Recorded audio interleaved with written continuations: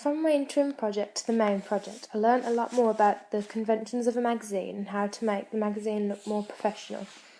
On the front cover of my main project, I used a lot more effects such as the masthead and cover lines, because on my student magazine the masthead looked quite plain and didn't stand out as much.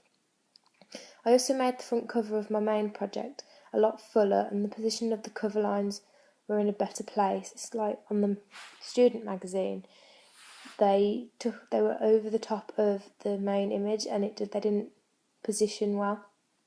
On my main project, I also used puffs and secondary images, which made the page look more appealing to the audience to persuade them to buy it. On both the front cover and the contents page, I tried to avoid as much white space as possible, which I didn't consider as much in the student magazine. On the actual contents page, I made it a lot more interesting to look at, such as the article titles, as I provided a brief description of each article, which I didn't do on the student magazine. I also used effects again, such as the boxes behind the text and making it more transparent so it was overlapping the image.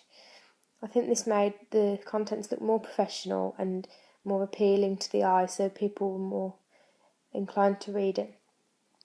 In general, I think I used a lot more tools on the technologies that I used, which I didn't do before, such as on Photoshop I used the polygon tool and the magic tool, like the bucket tool, which helped me get a cleaner finish to my front cover and contents page, and it also allowed me to make it look more professional.